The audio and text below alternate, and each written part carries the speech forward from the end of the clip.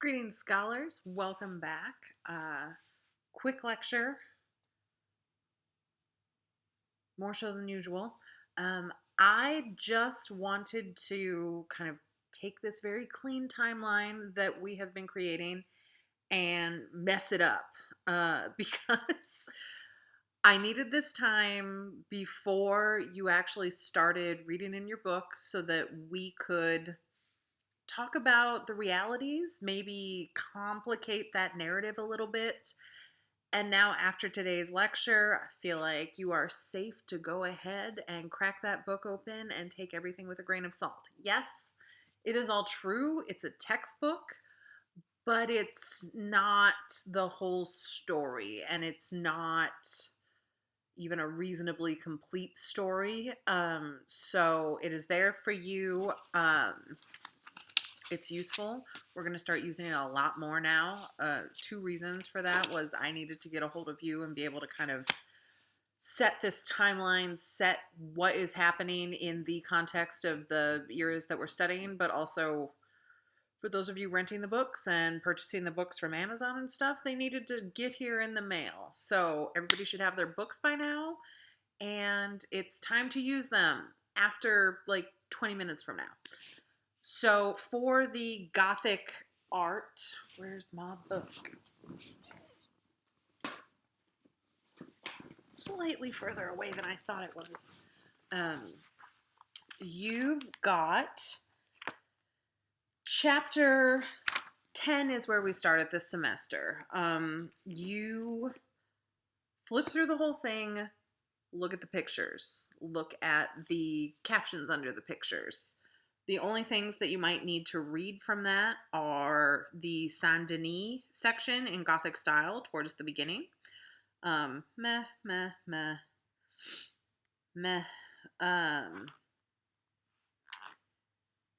And then chapter 11 is the 14th century time of transition. That's where we've been sort of settling last week and this. I would, again, flip through, look at all the pictures. Read the captions for the pictures because, again, I may have used examples in the lectures that you will recognize in the book, but then if there's another version in the book that would do the same work, you're also responsible for knowing those images as well. So the midterm may have pictures from the slides, or it may have pictures from the book, and they're all going to do the same work if you're going to be critiquing them and things. The Black Death, one page is probably helpful, but I feel like we covered more than one page worth a couple weeks ago. In the literature in the 14th century, read the Dante section and read the Geoffrey Chaucer section. They're both about 3 pages long. We did a nice job with them, but you get a little bit of some excerpts from the reading that I think are useful. The art in Italy section, there's sort of a bit that's like painting in Florence, a break with the past. We've covered that, but you might want to skim it in case that didn't really resonate with last week's lecture. And finally, chapter 12 is where we will be until the midterm. So flip through, check out the pictures, read the captions. I will be assigning reading from this starting next week. So this week's reading is check out chapters 10 and 11, look at all the pictures in them, check out those sort of snippets of sections. I'm not giving you page numbers because I don't care which edition you have of the book. If it was cheaper to get the 8th edition instead of the 9th, if it was cheaper to get the like half and half versus the whole big book, cool. So you can use any of those that you would like. I own the 7th, 8th, and 9th editions. The particular chapters that we use for this semester haven't changed that much. So, right, let us check out these Renaissance truths. Basically, the narrative that we get that I've been fighting against is this idea that the South was the Catholic controlled zone, that we had this like medieval and Gothic era of dark ignorance. Yes, it was controlled by the church. I will agree with that. But it was not ignorance. It's the first sort of public education system in human history that was just literally open to anybody who didn't have to sign their life away to be a monk.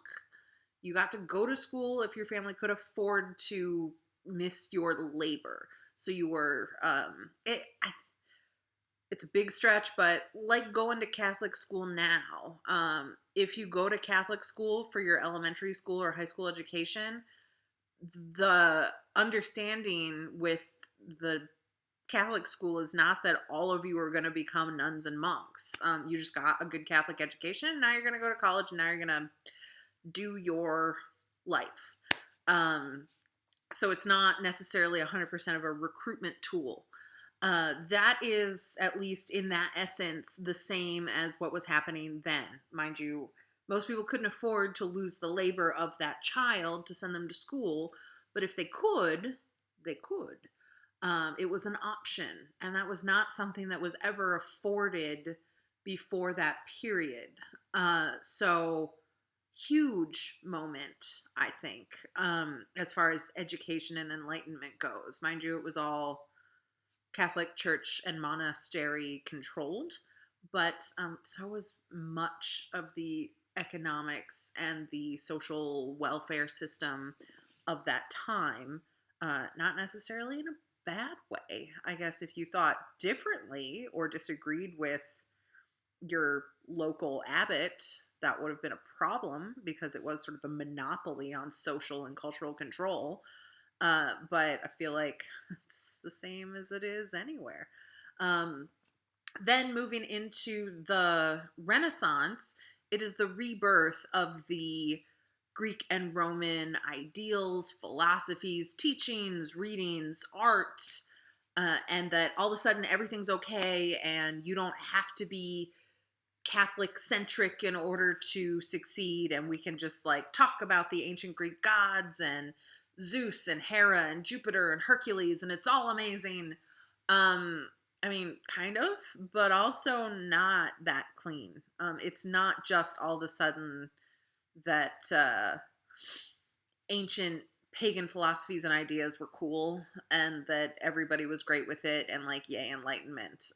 So that rebirth, it wasn't that clean cut and it wasn't that complete. To say that Renaissance Italy wasn't heavily influenced by the Catholic Church is just absurd. So kind of making that like Renaissance means Greek and Roman, everything, yay. Yes, more so than the medieval period where we weren't interested in those sorts of things, but also no. Blasphemy was still a thing. Blasphemy is still a thing in Italy. Kind of modern swear words in Italian. It's just basically saying something blasphemous against a religious figure is the like nastiest kind of swear words. Because again, it is still very sort of culturally Catholic. Even if someone doesn't attend church, the nastiest swear word they can think of will involve God or the Virgin Mary. I'm not going to repeat them here because it's not that kind of class. But that idea of being able to sort of get edgy, but still within that cultural understanding of what blasphemy is.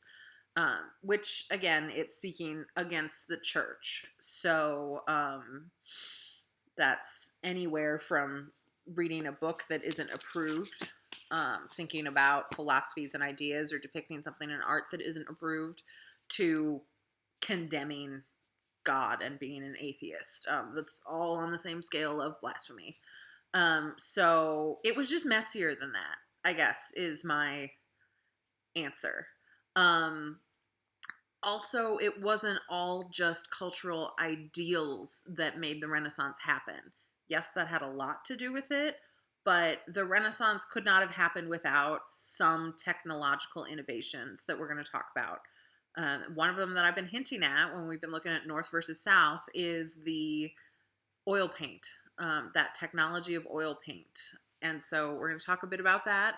We're also going to talk about corrective lenses and eyewear. So let us rock out with just this really quick. It's important to look at the art that we've got here. I've got them listed with titles, artists, dates. Stick to those because they represent those outliers. You can say, yes, here's that clean narrative of the Italians were doing X and the Northerners were doing Y. That's the narrative your book makes. It's clean, it's simpler, it's just not reality. I mean, it's mostly right. Those are big, broad brushstrokes, but I want you to understand that truth was actually a bit messier than that because, I mean, this is a university level course, and for you to have sort of studied this period of the Renaissance, it's good to know the good, the bad, the ugly, and the stuff that is still contentious. And this whole idea of classicism, it's what makes the Renaissance to a lot of people. And I'm going to say that Giorgio Vasari was one of the people who sort of made that distinction and sort of ruined appreciating the Renaissance for what it actually was for scholars and art critics for hundreds of years. So we're here to sort of messy up Vasari's idea of what the Renaissance was and means by showing some of those outliers and saying, you know, like great things happened. They just didn't quite follow his list of who he fanboyed over. So that was, come on, this idea of the Renaissance in the way that it is described in your book is very Florence centric. So you've got like Michelangelo and Donatello and Botticelli and Da Vinci. They are like big Renaissance superstars. And yes, they totally are, but that is the Florence, Italy art scene. And they were all humanists, naturalists, realists, and classicists. So the big ists that we talked about last week. So they fit very neatly into this. And Vasari was like Michelangelo's biggest fanboy / stalker.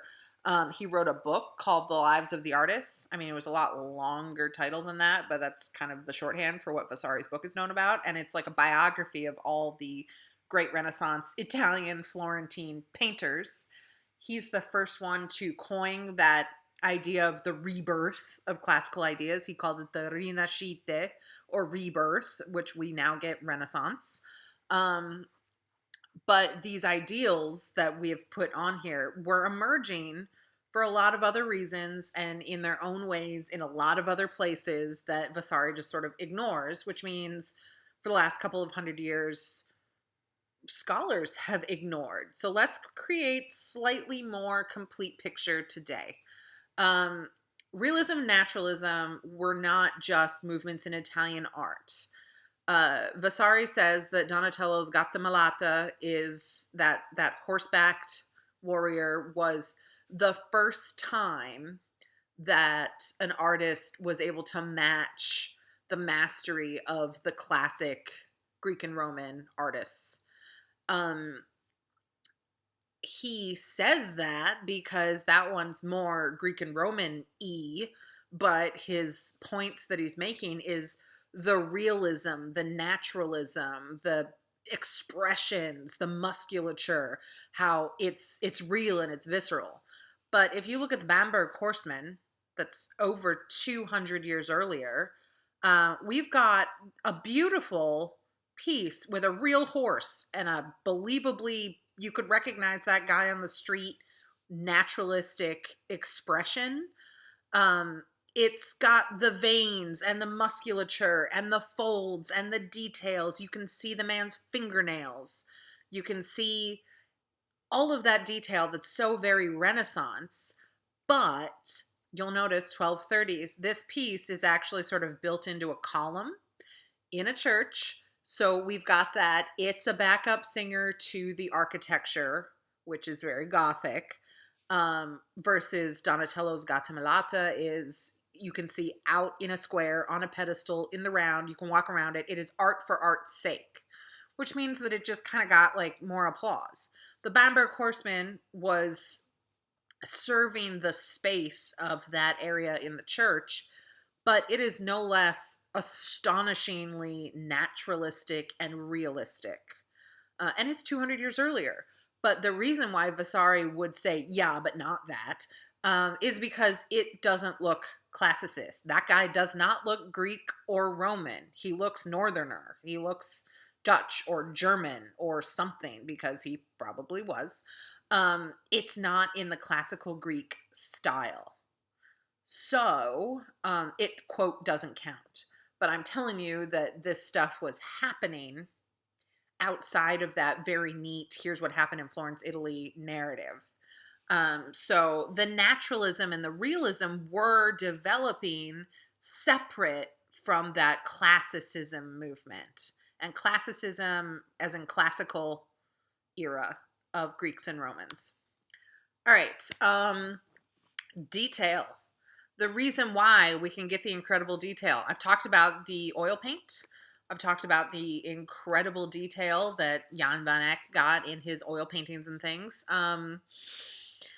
The invention of corrective eyewear and magnifying eyewear is not like brand new during this transition period, but it is developed in a way that it was able to be more mass produced. Before this, with the Gothic illuminated manuscripts, monks and artists would fill like a spherical like flask, a glass flask, with water. And if you look through, if you look through the bottom of your drinking glass at something written on your napkin, it's magnified. So they would use these globes of water as magnifiers to be able to paint the details on illuminated manuscripts. But of course, you've got to hold this jug of water with one hand while painting or writing with the other. Clumsy. And with water, you can get about 16 times magnification if you've got a really good glass globe and very clear water.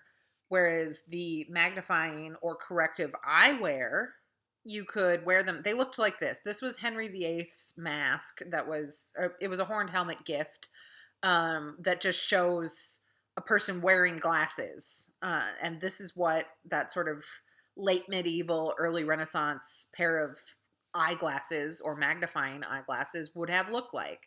They sort of met up at the top there and they just pinched around your nose.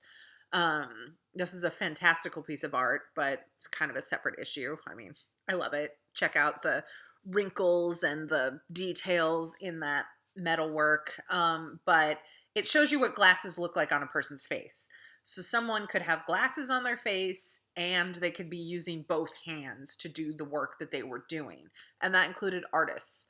So the fact that we need magnifying glasses to understand and appreciate the details painted into that late medieval, early Renaissance art means that they had to have had those kinds of magnifying lenses to create that stuff that we can only find with a magnifying glass.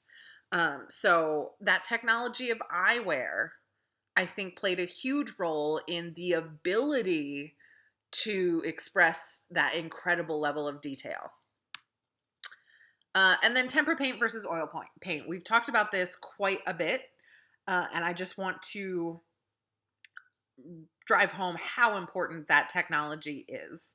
Tempera paint, you are probably familiar with it because it was the kind of figure paint that you used when you were a kid in like elementary school. Acrylic paint is what we use now, which is basically plastic in solvent. But if you were doing the stuff that was the totally like machine washable, like you could wash your clothes, it wasn't going to stain, blah, blah, blah, finger paints. Anybody remember those that were like chalky and they dried the crap out of your fingers? That's tempera paint. It used to be made with an acid like wine and eggs. So you'd make these egg temperas, and if anybody's like done a egg face mask or just gotten their hands in some egg whites before, like it dries the crap out of your skin. It gets really chalky. And if you can remember to your second grade artistic expressions, it wasn't just your ability level that caused it to never really be like the Mona Lisa. You can't get detail with tempera paint. Certainly not at all in the same way that you can get with oils. Oil paints, um, they've got a certain luminosity to them where they continue to sort of look wet. The pigment stays very vibrant. And when using the appropriate techniques of putting that oil paint onto the ground properly or the background, um, it will stick exactly where you put it. It won't bleed, it won't feather, it won't spread. So if you had a paintbrush that was one hair, you could pick up and paint one hair's with that oil paint and it will stay that way. So tempera paint dries very quickly. Oil paint takes months, sometimes even years to dry. So we've got different techniques that have to go with the technology. The fresco paints that you see in the Southern Italian, those were done with temperas.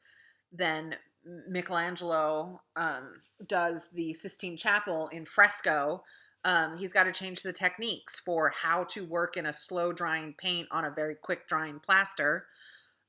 So he invents some really great pieces of tech to be able to accomplish things like the Sistine Chapel. So the technology allows for a greater attention to detail. Actually being able to see detail allows for you to actually focus on it. Right. So let's get into sculpture a little bit. We'll be looking at sculpture much more when we hit our high Renaissance zone after the midterm. But it's important to recognize a couple things. I'm going to say 2 reasons why these are forgotten sculptures. 3 reasons.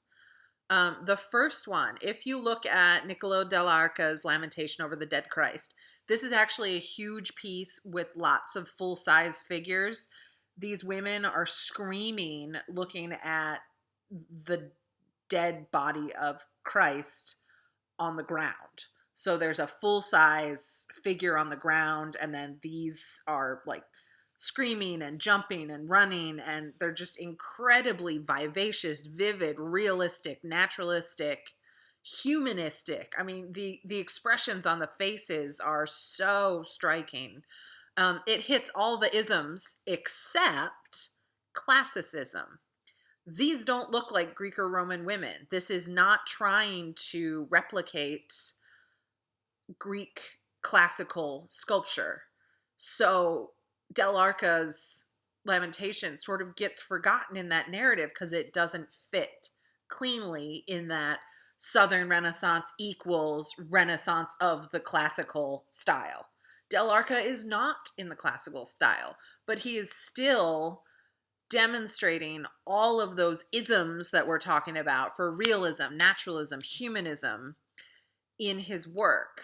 The other reason, I think, is also that art for art's sake, and art gets elevated to this almost magical status, where it's no longer a backup singer servant of the printed word or the architecture. Art is for art's sake.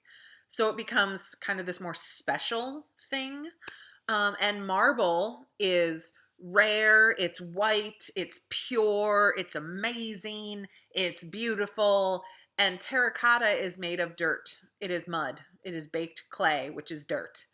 So dell'Arca's piece is also made of terracotta. And just terracotta isn't very Renaissance. It's kind of plain and common and basic. I mean, it's freaking dirt. So I think the terracotta work of this era really gets ignored, especially now because it's not marble. The classic Roman and Greek stuff is in marble. But I'm going to say, from an archaeologist's perspective, the marble survived from the ancient Greeks and Romans. That doesn't say that that's what they 100% sculpted in. I've seen great bronzes. And I would imagine, since they had done such great ceramic work in the ancient era, that it's not a great stretch that terracotta sculpture would have been part of their art environment. But terracotta breaks in a way that marble doesn't. So perhaps from the ancient Greek and Roman period, we just don't have as many surviving terracotta sculptures.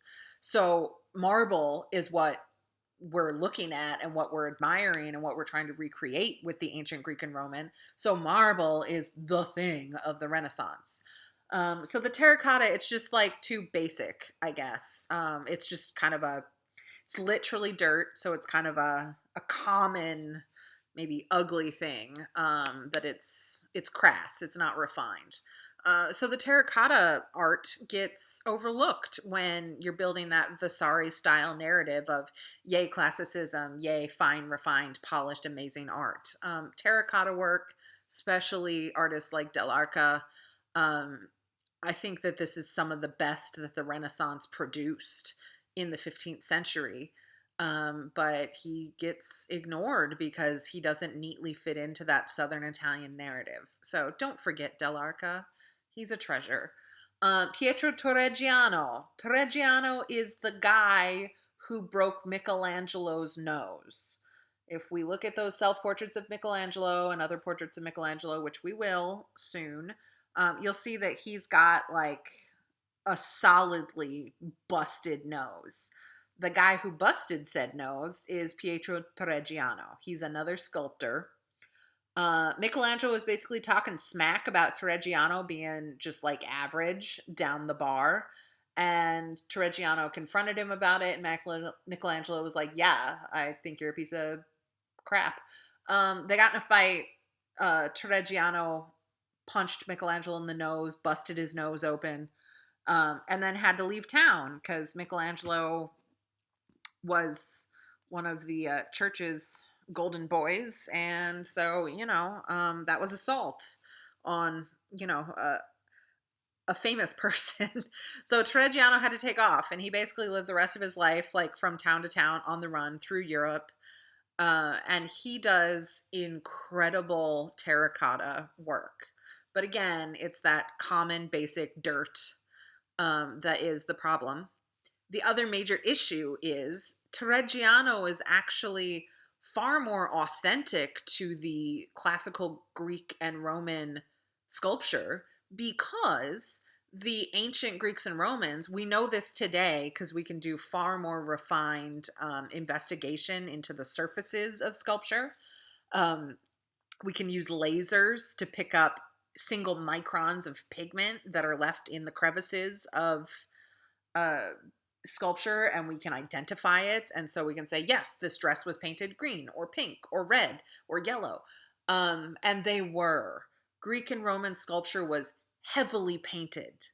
It would have been painted, the skin would have been painted, it would have been very brightly colored. Whereas in the Renaissance, they're digging up and they're fishing up these Greek and Roman sculptures. The paint has been worn off over the past 1,000 years. And they did not have the technology to sort of realize that there used to be paint on there.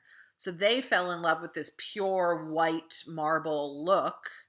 So the Renaissance art is being sculpted to be plain and white and marble.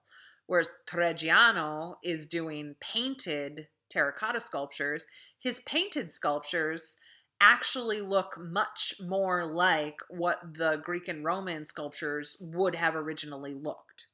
They didn't know that in the 15th and 16th century, but he was actually more legit classic than our major Renaissance artists were. Again, forgotten guy. Could have been because he punched Michelangelo in the nose. Could have been because he worked in terracotta. Could have been because the Renaissance wasn't actually interested in fact, and it didn't matter that the Romans and Greeks painted their sculpture. They were into that plain white aesthetic. All right. Again, we're talking about if you didn't fit into that Greek and Roman classical narrative, like you didn't count, especially for Vasari. The Burnt Notke St. George. This is an incredible piece. It's larger than life. Like, look at this massive thing. It accomplishes realism, naturalism, humanism. It's gory, it's detailed, it's fantastical. And we talked about how Giotto was looking at, like, how do I paint the Christ child who's already a fully formed man, who's already at like impossible things that the world has never seen before. How do I make that look and feel real? This artist, Bernd Notke, did the St. George slaying the dragon, and we've got like a dragon. We've got a real dragon. He's bleeding, his guts are hanging out. When you get around to the back end, like he's shitting all over the plinth there in the sculpture. You can see there's just like bits of bones and skulls and decapitated people bits all over this plinth. And then hidden in there as well are the little baby dragons.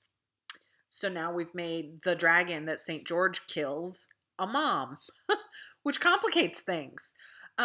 It's an incredibly narrative piece. It's so detailed. It's got so much movement to it and life. It's an amazing sculpture from the 15th century, and we almost completely ignore it in the early Renaissance narrative because nothing about this looks like Greek or Roman art. This does not conform to that classicism of the movement. So not everybody bought into the classicism thing. Not even every Italian. Bernd Notke obviously was not, but this piece I think is in Stockholm. So we're even moving out of like a German or a Flemish Renaissance, that this is up in Norse territory. So that classical isn't the only way, and all of these other ideas of fantastical realism and ultra realism and this narrative of humanism and movement and detail existed outside of the classical movement. Another issue is, 1492, Columbus sailed the ocean blue, blah, blah, blah, blah, blah. America was discovered. This becomes a huge part of the culture, social, artistic, stylistic world. This is basically, I believe it really is the first map, or it's one of the first maps of the world that includes the Americas. So that weird little like sliver on the left is North and South America. They mostly didn't know what it looked like. They just knew it was there. People thought of it as paradise. And anybody studying their like Revelation in the Bible knows that paradise, happens on earth at the end of the last judgment and stuff. So basically the discovery of the Americas equaled the apocalypse and the end of the world, according to many sort of church narratives. So they thought they were living in end times in a lot of ways. I feel like that happens cyclically every couple hundred years for one reason or another. And it created this sort of new worldview. So that was something people were grappling with as they were coming to understand the world in a new way. Finally, classicism. We act like classicism was the only movement that anybody talks about, and then it's the only one that matters. Certainly Vasari would make you feel that way. And in Italy, classicism was king. I mean, yeah, but it was not universally accepted as a great movement forward. Cardinal Savonarola was a villain of this early Renaissance time. He was in general a villain. He wasn't just a villain against art. He was a cardinal in the Catholic Church who started to preach doom and gloom. He was very anti-blasphemy, and his blasphemy definition was, loose moral women, which included, wearing makeup. Art that went against the teachings of God, or just simply didn't explicitly include the teachings of God. He had, bonfires that weren't just book burnings. They burnt makeup. They burnt women's clothing that was deemed inappropriate or too fancy. They burnt art. We looked at Botticelli last week. He was that last major Adoration of the Magi artist that was staring back at us, being like a major heavy hitter. Botticelli himself fell under Savonarola's spell when there was one of these bonfire preaching moments, and Botticelli took his entire set of ancient Greek narratives about the gods and threw them on a bonfire. So we don't know what they look like. We still have his Birth of Venus, which is, one of the most famous paintings from the Renaissance. But that's kind of the only one we've got. There were tons more, but he himself threw them on a pit of fire because of Savonarola and his very anti-classicist teachings. Eventually, when he started having his gangs of quote morality police, who would assault and attack women for, I don't know, being too sexy or wearing too much makeup, and they would attack men for not appearing to be pious enough. Lots of oppression. The Catholic Church actually stepped in, got a hold of him, and under interrogation, he admitted that he totally made up all of his prophecies that he swore kept coming true. So he was a self-admitted fraud. But that's kind of a dark stain on this whole linear progress narrative that we have of and then the Renaissance happened and everybody had free thought. Nope. Not necessarily. Not even in Florence, Italy, were you exempt from these sort of backwards moments in time. So Savonarola is kind of another example that needs to not be ignored about it wasn't just all free thought and philosophy and let's talk about the ancient Greeks and how smart they were and how everything was great back then. That wasn't the whole story.